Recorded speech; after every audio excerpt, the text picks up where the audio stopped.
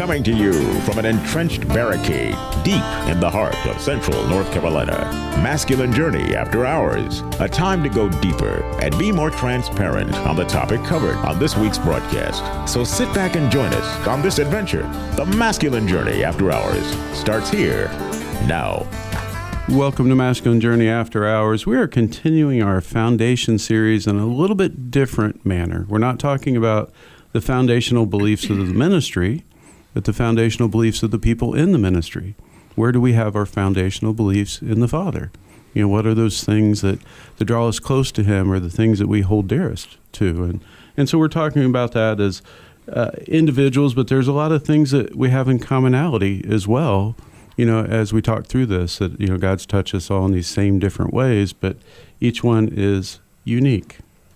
And so, speaking of unique, well done. Speaking of unique, we'll go to you, Jim. Actually, every one of us is unique, but I'm more unique. I don't think that works either than some. More. Yeah, we can't put an adjective in front of unique. We get in trouble for saying very, and then you go there and say more unique. So what's up? That's a further outlier in the statistical spread of humanity. Yeah. Now you're using words I don't understand. Carry on.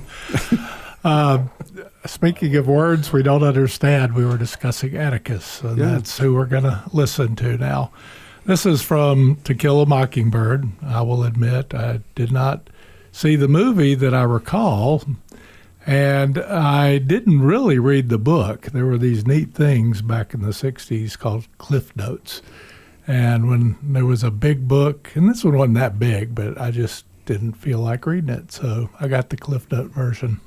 Now I got to go at least watch the movie, if not read the book, after finding this clip. But my connection to God is family, but the biggest part of that is my father. And I almost have survival guilt when I hear some of the stories of fathers that were not fathering their sons well. Because I had, Atticus is a pretty good example of who my father was, except my mother was still alive. He was a fairly quiet man, but he was strong. He had incredible integrity. He loved his children. He taught them more from example and illustration than just telling them, you know, you do this, you do that. And that's a pretty good example of my father, and we'll listen to this story and see if I can still talk at the end of it. Scout, what in the world has got into you? No.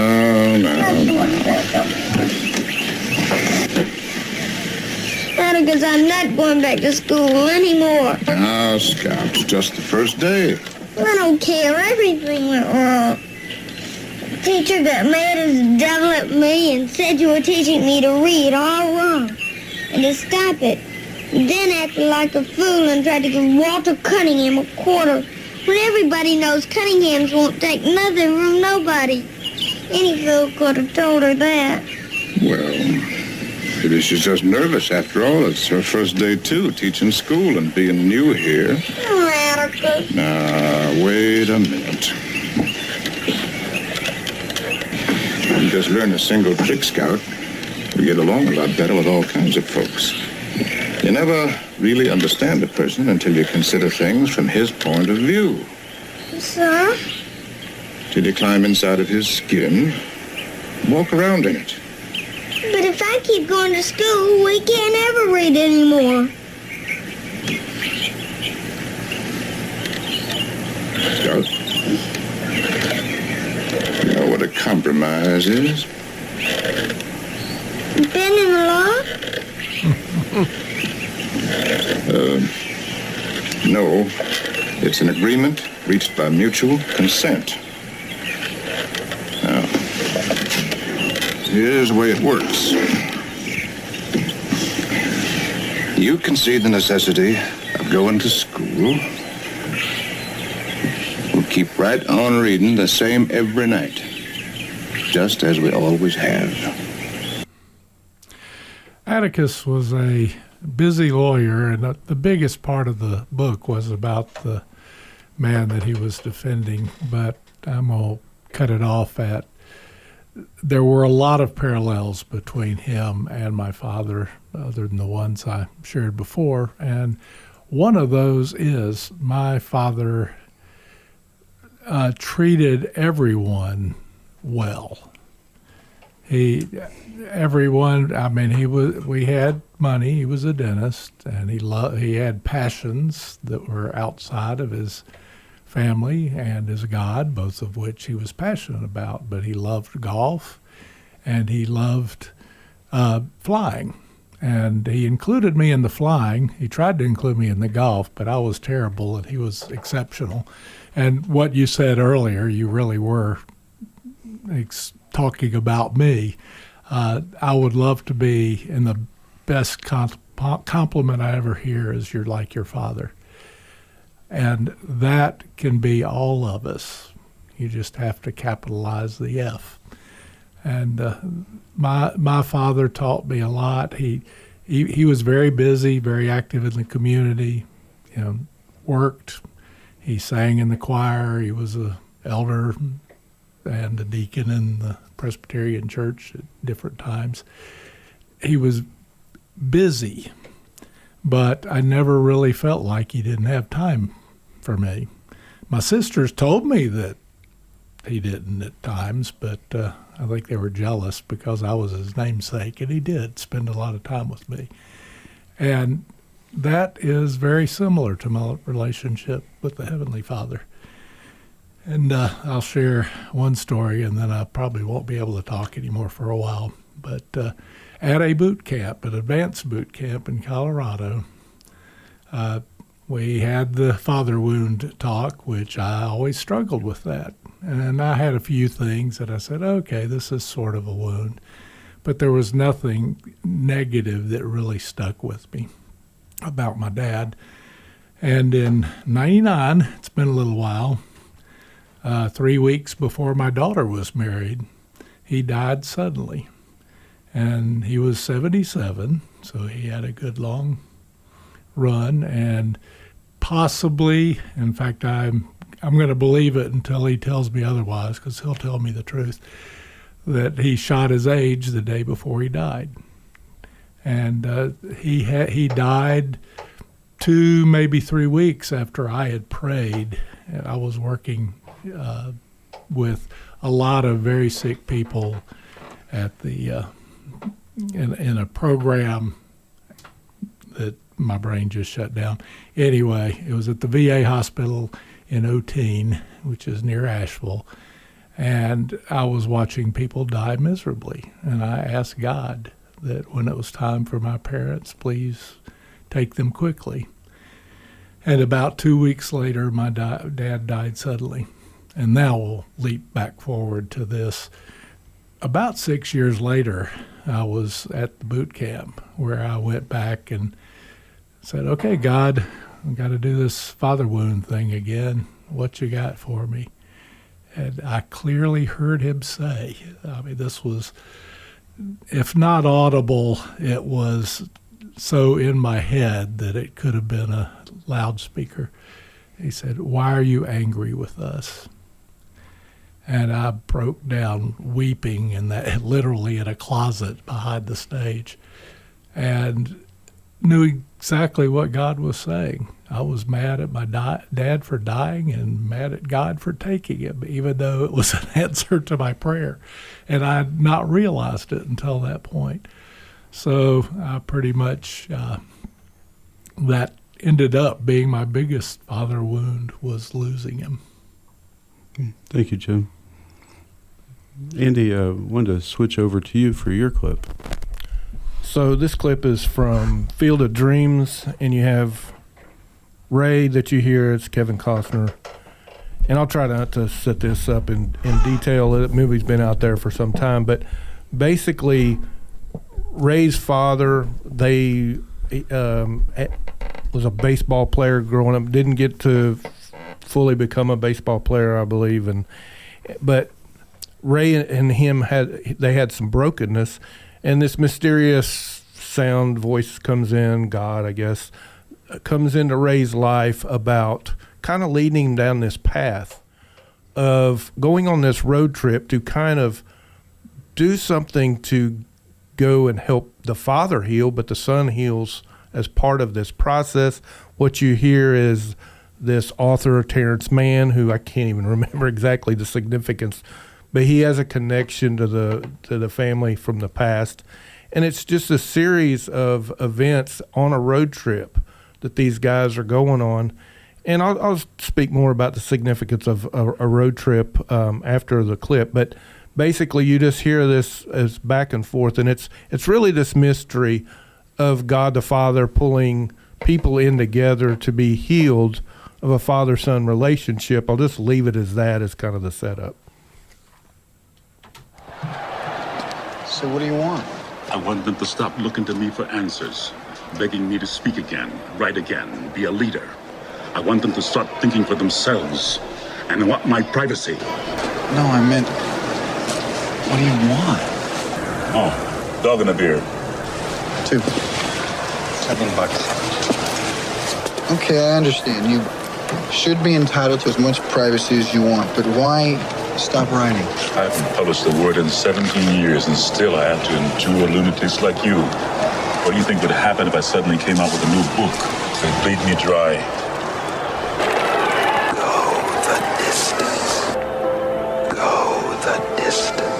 What's the matter? You didn't see that?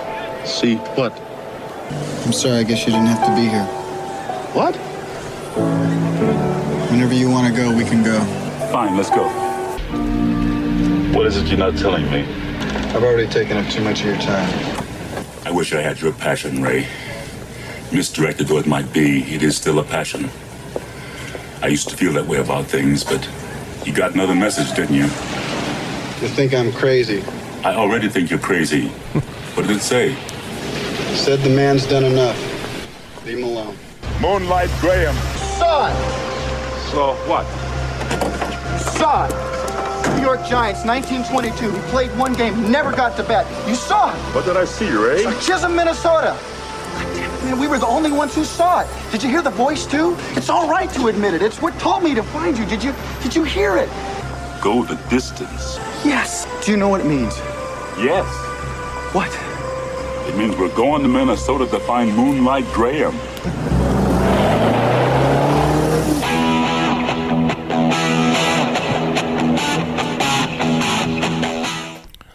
So I love that. I know that's probably hard to keep up with if you're listening, but essentially, you hear 3 different messages. The first message that Ray got before the go the distance was build it and he will come, and it was talking about building a ball field in Iowa, which he does when he starts all this out, and then he gets led on this road trip. Next thing is go the distance, and it's that next distance, it's like a game of Clue or whatever where he keeps going along. And the final thing is heal his pain is the message that he gets, which he's talking about his father. And he's putting all this stuff together as he goes. And the point I want to make is, so my story has a lot to do with road trips. My dad, and I've told this story many times, but maybe there's a bit more depth to it this time, is that as I look back at what God did for me when he really became my father, where I can really identify when he came after me was whenever I got a new job and I got an opportunity to travel and I had to spend some time on the road and I got an opportunity to go to some national parks and stuff. And I had been really pressing in. There was a lot of stuff through both Wild at Heart and our ministry, Masculine Journey, was really focused at the time, or at least that's what I was hearing, was connecting with the Father, which I always thought I saw God properly as the Father. But I never really had thought about it in depth. And when I began to hear some of Morgan's testimony and stuff, I was like, well, maybe there's more to this than I've thought. But on this specific trip to Yosemite, well, let me back up. My dad, whenever he left, I mean, he and Mom divorced. He had to go out of the state. That was pretty devastating to me, but I didn't realize it. As a kid, you just rub some dirt on it and move on, right? It was no big deal. But I didn't realize you don't know what you don't know. you don't know how much you miss your dad, and that our family blew up at the time. It was pretty devastating, but you just like I said, rub some dirt on it and move on. But Dad, before he left on that trip, before he left the state, he knew he wouldn't see me a good while.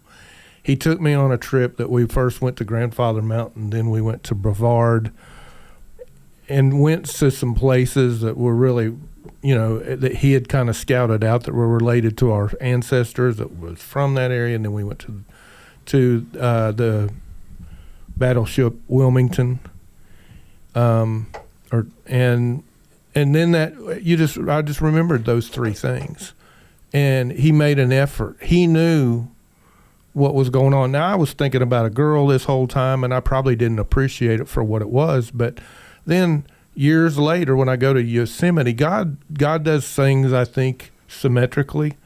So he gives me like three natural phenomena that to me blew my mind, because they were like things that just happened out of nowhere that looked like it was like centered around me.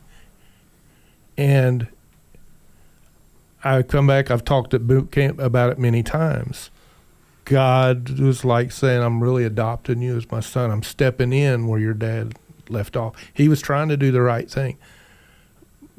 But that was a very difficult time. And that's what I believe God does. He wants to come back into the very place that you were wounded the most. And he became so real to me at that point as my father. And some people are like, oh, it's God. You just go buddy up with him and that's all. No, that was the beginning of the process. That was starting me out of boyhood. And, the process has been to where it gets more difficult. He begins to, change some things in you, require more out of you, call you into a variety of things. But just hanging out with him, having him, what I feel like, and again, some people think I'm crazy. All I know is what I felt deep in my spirit in that trip. And it just solidified to me. It was a foundation of where I based my relationship with the Father now, was at that point. I mean, it's grown in more depth. Sometimes I tell the guys many times I felt like an orphan because I lived without a father in my life for a good while, and that causes you to feel like you have to do everything yourself. Everything is up to you. And orphan spirit, I think. Orphan spirit. I wasn't going to call it out. I knew you weren't going to, but but it just I don't know. He just came and rescued me at the very place that I needed to, and I didn't appreciate it enough, I don't think. Or I did appreciate it, but I didn't understand the depth of it. I feel like there's a clip in City Slickers where Ed's talking about how his dad was rough on his family and all, and Ed stood up to him for one time, and then the dad leaves, and he was like, it was the best day of my life and the worst day of my life. I'm not doing it exactly how it transpired, but essentially that was what he was saying. And that trip with Dad to me was the best week of my life. And in retrospect, I didn't know it then, but it was the worst week because that was when he departed, Mm-hmm. And I don't know. I just know that God, there's so much more available. When you hear Heavenly Father, when you hear these things, I mean, when he says in the Lord's Prayer, Our Father, he's asking us, well, I personalize that when I pray the Lord's Prayer, my Father. It just makes it much more real than some distant father that operates remotely. And he's just very close and very foundational to my life. Absolutely. Thank you, Andy. I mean, we're all actually on a road trip with God, right? We can call it adventure. You call it whatever you want. My journey, my walk. It's you can call it what you want. You can call it a procedure. It's still a surgery, right? That's right. You can call it anything you want, but you're still on a journey with God in it. I was hoping I could do a James Earl Jones voice, but there's no way. But when you said, we'll think you're crazy, we already know you're crazy. It's okay. And we appreciate that. For me, crazy has always been a compliment. Yep. Thank you, Jim. Thank you, Jim.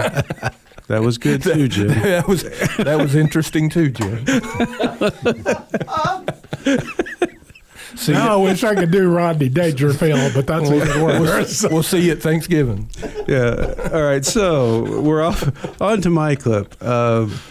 My clip is one we've used clips from the movie before, and we've actually used this clip a few times before, but it's from Bruce Almighty. And at the beginning of Bruce Almighty, Bruce has a vision of who God is. You know, and I would like to have captured that and put this at the beginning of it, but essentially he says, God's a mean-spirited thing that just likes to take out his anger on me. You know, in other words, is how he said it. And that's not how I grew up seeing God, but I grew up in a church that often preached about fearing God and didn't often preach about the love of God. And so I had a big fear of God that, you know, if I did something wrong, he was going to strike me down. He was going to smite me, oh, smiter of smiters, or whatever that Mighty smiter of smiters that Bruce Almighty says. And it's kind of how I saw him. And when you have that, along with, you know, I knew he loved me, but he not going to be there for me, right? And if he was, he'd see how much I messed up and he'd smack me down.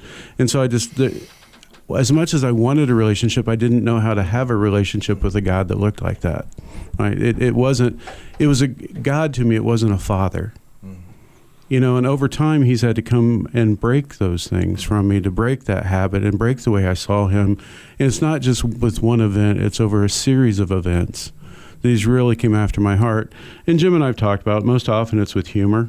You know, I'll talk a little bit more about that in a second. But when you hear Bruce here with God, it's towards the end of the movie. Bruce has been he's been given God's powers, and he's failed with them, and they talk a little bit about that. He parts the soup at dinner one time, you know, because they think it's going to prove that he's got all this magical power. Morgan Freeman's character, the God character, will refer to that. But I want to listen to how they talk about this and the relationship they have. There we are. It's good. It's good. It's a wonderful thing. No matter how filthy something gets, you can always clean it right up. There were so many. I just gave them all what they wanted. Yeah. But since when does anyone have a clue about what they want? So what do I do? Parting your soup is not a miracle, Bruce. It's a magic trick. A single mom who's working 2 jobs and still finds time to take her kid to soccer practice, that's a miracle. A teenager who says no to drugs and yes to an education, that's a miracle. People want me to do everything for them, and what they don't realize is they have the power. You want to see a miracle, son? Be the miracle. I did want to clarify something from that clip. I'm not saying that we can do anything absent of God. That's not what the clip's saying either. That we have an active role in what God's doing in our life. You know, I can be an addict of something and want to break the habit. God's not going to break it for me.